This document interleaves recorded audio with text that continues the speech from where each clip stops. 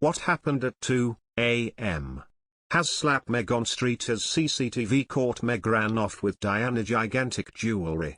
Around Meghan Markle, another scandal erupts. The fact is that the publication National Enquirer brought a serious charge against the Duchess.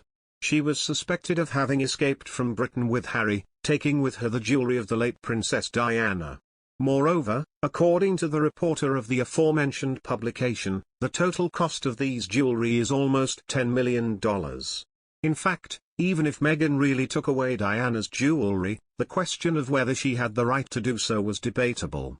Indeed, for example, 2 large diamonds decorating her engagement ring, commissioned by Prince Harry, were removed from Diana's bracelet. And Markle definitely took this ring with her. Of course, these stones were presented to her by her husband, already inserted into the ring.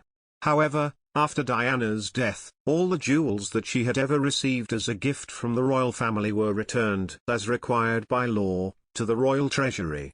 And most of them Diana returned even earlier, when she divorced Prince Charles. So all the jewels again became the property of the crown.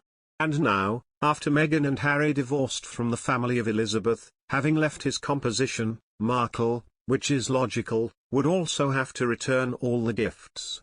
However, as far as is known, she did not. Moreover, she, according to available information, really took a few more jewelry with her. For example, Diana's ring with rare aquamarine, given to her by Harry on her wedding day. She also had the golden sapphire bracelet that Harry's mother once wore. It seems that Meghan did not return the gift of Elizabeth II, earrings with diamonds and pearls, which she received from the Queen shortly before leaving for an official tour in Australia and New Zealand.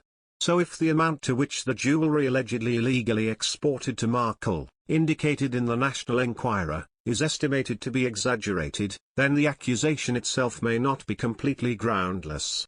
In other news, Meghan Markle and Prince Harry should consider finding alternative sources of income if they don't want to become irrelevant, former Liberal Democrat MP Lembit Opik said on GB News.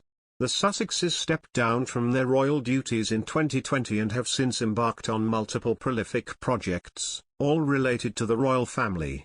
Now that the Sussexes no longer act as working members, they can no longer justify their current streams of income and will gradually lose their appeal until they become pointless, the Liberal Democrat MP suggested.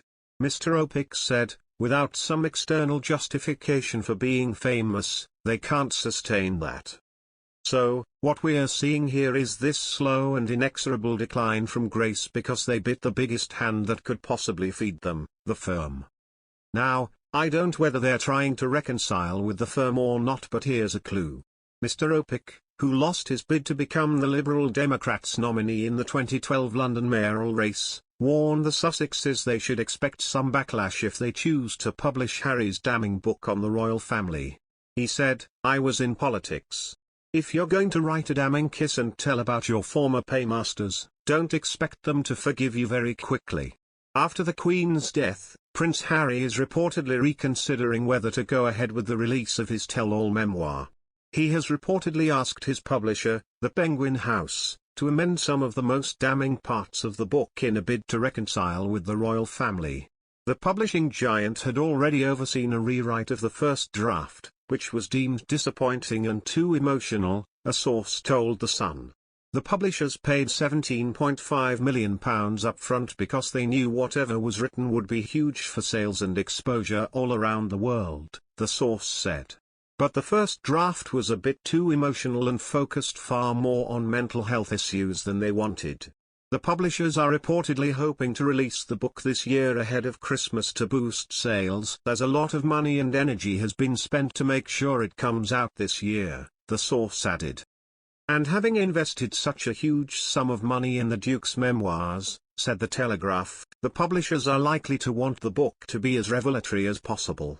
If Harry decides to publish the book, royal biographer Tina Brown has warned there is no way back for him in the royal family. She told the Telegraph, "If the book continues, I don't think there is any way for Harry to return. So my view has always been that the book won't see the light of day."